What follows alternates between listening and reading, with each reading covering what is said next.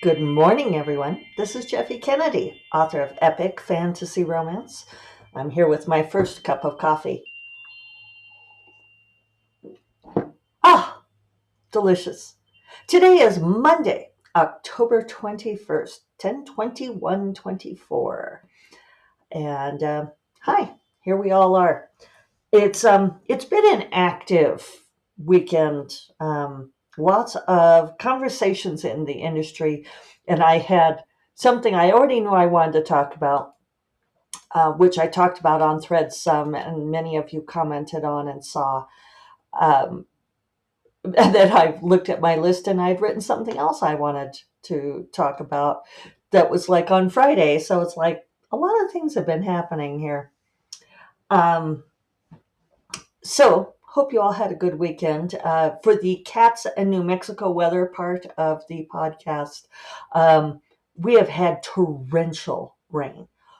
Torrential rain.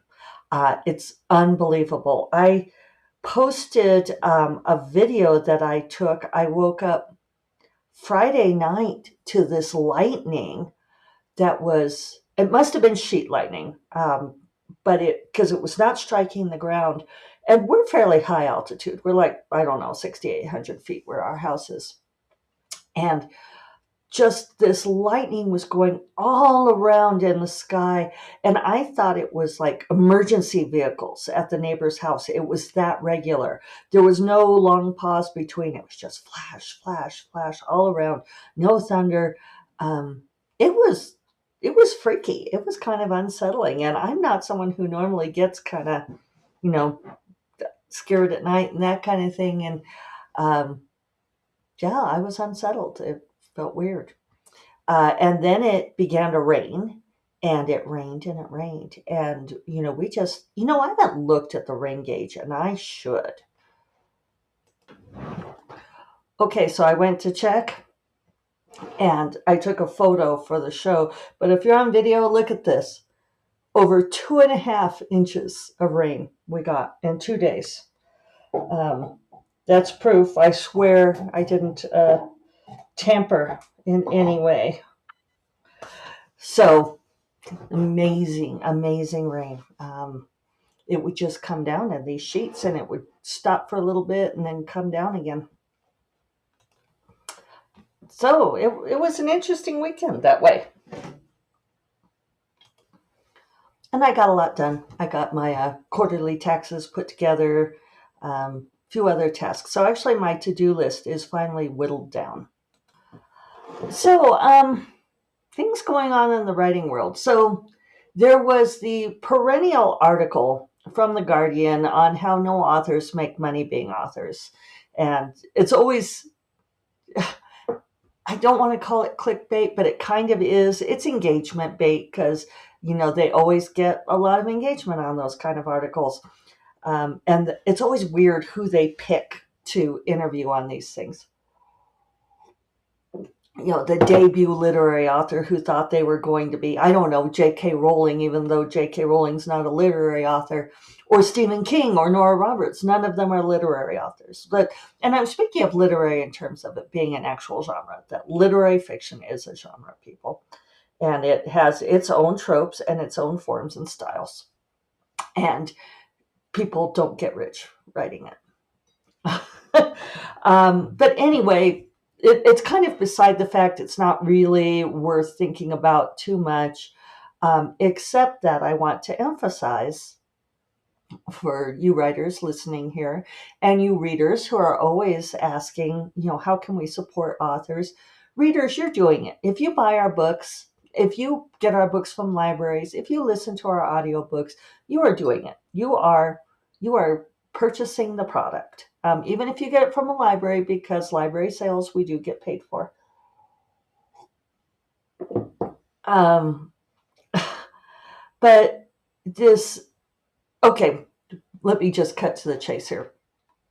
There was this gal. I probably wouldn't have brought it up, except that there was this author, um, and we will call her Rose. That's not her name, but she posted saying, like all of you, I'm paraphrasing now, like all of you, I read the Guardian piece, and all I can say is, woo, it's time someone wrote this brilliant article. I'm not alone. She says, I'm a bestseller and I cannot make a living wage. I'm on my knees. I stopped paraphrasing. Don't go Google her. Don't shame her. Um, I'm on my knees that I've even got a job. I cannot believe I'm getting paid for working from dawn to dusk, and I'll get paid for holiday and sick leave. Writing and publishing industry is an internship for life. You can and should accept that you will get paid very little or nothing. Once you've accepted it, you can and should write for love. It's the only thing that lasts. Blah, blah, blah, blah, blah. I'm sorry. Can you tell I found that aggravating? No, you don't have to accept that you're not going to make a living wage. And the amazing thing about this woman, and several of us were, I mean, you go and post these things, we are going to go look you up, right? So none of us have heard of her. So we go and look her up, and she's got 8 published titles, one of which is a short story, 7 of which are self-published with very questionable covers, as one of my friends phrased it. Someone who's a very business-minded self-publisher. She's like, oh, those are very questionable covers. It's a freaking business, people. You don't just lob things out there and be like this. Oh, well, I'm doing it for love. And so she has one traditionally published title, which is neither here nor there, but that these are her stats. Her most popular book, her book, and we could tell this by like how many ratings on Amazon do you have? It has 77 ratings, and she says she's a bestseller. I'm a best-selling author, and we're like, where, how? We can't figure out any way, shape, or form that she was a best-selling author. She just had her very first audiobook come out like a year after the first book. So none of this is to shame her. This is standard. I mean, geez, that's I know you all hear it because you listen, but here I am with 66 published titles, and I just got my first 6-figure deal. I mean, you start small and you build. And there are the cases where people get struck by lightning, but it doesn't happen to everybody. Excuse me. Get so upset about this. So, like this whole idea that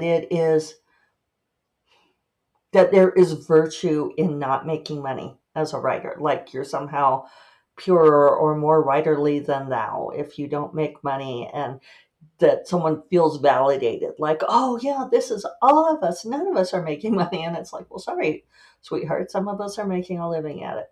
And it's not a freaking accident. It's not because I don't know, we stumbled into money or something like that. And one way that you get around this is that you don't fall into this idea where you just do it for love. You gotta love it. Yes, you gotta love writing because the business is hard and you won't survive the setbacks if you don't love it. If you don't love it enough, yeah, get a regular job. Don't do this to get rich. Do it because you love it first.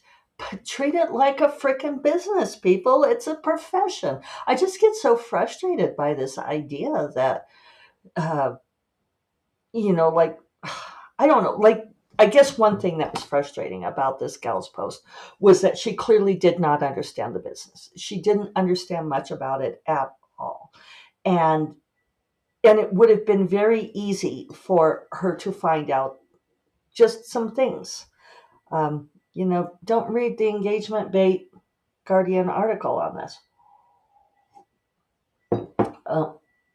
Have to rescue the cat. Be right back. So it's a question of, can you make a living as a literary fiction writer? Maybe. It's harder. When you write literary fiction, you are choosing to write something that is a genre that tends to give you more in the way of accolades and I don't know, literary festival cred. but it's not going to be the one that readers pick up in the store. And I mean, that's just a choice, right? That's just, you write, to some extent, you write what you want to write, what you love, right? Because if you don't love it, it's not worth it. But also, you have to be aware of why you're doing what you're doing. One thing I ask newbie authors who come to me for coaching and are trying to figure out what they want to do, like, should I apply to Clarion? Should I take the time out of my life to go to something like Clarion? Should I get an MFA? Should I, try to traditionally publish? Should I self-publish? All of these things. And one thing that I ask these newbie authors to do is to make a list and do a row of columns and write down the various categories, anything that's meaningful to them about what do I want out of writing, right? What do I want from being a writer? And you have to I could suggest column titles for this, but it's better if people come up with their own, because you know why you want to be a writer, right? So, I have things like ego, money, art, stuff like that. Got a little scratch in my throat this morning for no good reason.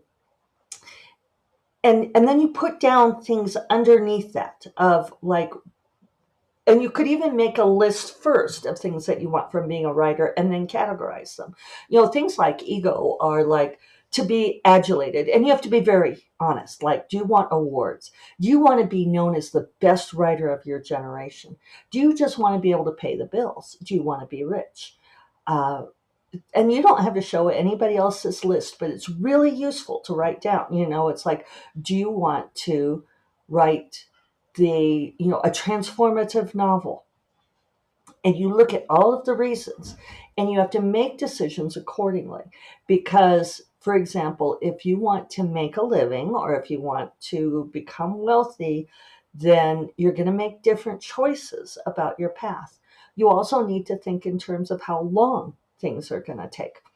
Like, I'm always happy when I'm coaching someone who doesn't have a pressing need for money, because then they can take the time to do certain things in certain ways to build the path.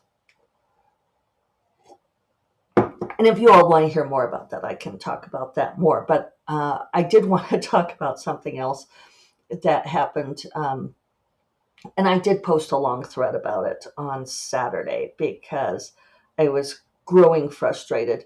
An author who I very much admire, whose books have been very formative for me, posted something very unfortunate to social media. And I'm not going to say who she is, although it's fairly easy to guess. And the thing is that she is 2 years older than I am, 2 years older. And she said something along the lines of that she's still figuring out how Threads works, the tone to use. And it's like, no. What happened was somebody referred to her as being one of the OG authors of Romantasy, which is true. She's been a huge influence on many of us who write blends of fantasy with sex and romance in it. And like I said, she's hugely formative for me. So I would never argue with that. But a reader had posted something like how they were surprised that more Romantasy readers had not read these books or bounced off of them. And I'm going to tell you something right now. The reason people bounce off of them is these books were originally written in the early 90s. And with the caveat that I love these books. But I finally had to go through, because so many people had told me when I would say, I love this book, we'll call it KD. When I'd say, I love KD, and they would say, well, I tried to read it and I quit after 50 pages, because nothing was happening. And I went back and did a reread. I did a reread of the 6 books in the series, which is something like 10,000 pages worth of reading. And that first book, I finally marked the page, and it's page 290, chapter 27, where the story actually kicks in, where the inciting events happen. And it's just a different era of writing, that these books were written before the internet. Before the internet, people, when we still had phones attached to the walls, when we typed things on typewriters. We barely had computers at this point, and attention spans were different, and expectations were different. Um, and so these books, have a different pace, and those first 290 pages are backstory. And the purists, every time I mention this, other people who love these books will get very upset with me, and they will say, but there's wonderful stuff in those first 290 pages. And there is and are. And my whole aim there, by telling people start at chapter 27, is to get them hooked into the story. And then once they're hooked, once they get where this story is going, yes, then go back and read those first almost 300 pages to get all of that delicious backstory and nuance. Anyway, so a reader had posted the thread saying, I don't understand why more romantasy readers aren't reading these OG books. And she, quote, threaded it, quote, whatever we call it now, quoted it and said, well, not to throw shade, and put in parentheses, well, maybe a little, which is what's number one rule of posting things to the internet, kids? Right? If you say things like, not to throw shade, or I'll probably get in trouble for this, or any of these things, if you feel like you have to caveat what you're about to say, what is it a sign of, kids? Let me hear you. Yes, that's right. It's a sign that you should not say it. Do not post it. Okay, so she posts it. She says, not to throw shade, maybe a little, but when you've been raised on a diet of amuse-bouche, then when you are confronted with a 7-course feast with exotic spices, you don't know what to do with it. And I had dinner last night with the fabulous Melinda Snodgrass and the fantastic Megan Mulry, and we had a wonderful time. We drank wine and we had dinner, and we dished about all kinds of things. And Melinda, I was surprised, asked what amuse-bouche was. And it's a French term meaning to amuse the mouth. And it's when you're at a very fancy or foodie kind of restaurant. And so already we're being elitist, right? It's only very specific. I mean, I thought Melinda's a very sophisticated person, so I was surprised she did not know. But, like when the waiter will bring out, or the server will bring out a tray with a little teeny tiny cracker with a bit of foam on it or something, and they'll say, from the chef tonight. And it's an amuse-bouche. It's just meant to like tingle the palate, or the talent. And the point is that it's a little flash of flavor with zero nutritional value and nothing to it. This was not a kind thing to say about other authors' books. So I posted a long thread about, why do I have to explain this? Because a couple people commented, and I feel like she doesn't understand social media, which is not a good sign, because last time I looked, this post of hers had something like 5,000 views and 5 comments. And okay, so kids, this is also a sign, right? This is a bad sign. It means a lot of people are looking and sharing, and they're not commenting, right? Because they're withholding comment, or they're going off to, like me, their group chats and dishing about it. And she said, well, she would reply later, because a couple of people did post and say she was being a mean girl and that they're upset. And she said, well, they weren't getting her dry wit. And it's like, no, don't be disingenuous this way. This isn't being dryly witty. This is you insulting the books the writers write, and really insulting an entire genre. And I saw another writer who I know and like saying something along the lines of, like, some books are Cheetos and there's nothing wrong with saying so. And yes, there is. There is something wrong with comparing other authors' books to junk food or non-nutritional fluff. And I'm sorry, but especially if you're talking about romance, which is what some science fiction and fantasy writers love to do, is to talk about romance like it's non-nutritional fluff. And I'm annoyed because enough of this. Um, she followed up later saying, because someone accused her of being a mean girl, and she said, no, this isn't mean girl energy. This is 60-year-old diva energy. And excuse me, because I am 58 and I know something about being a diva and not being a diva.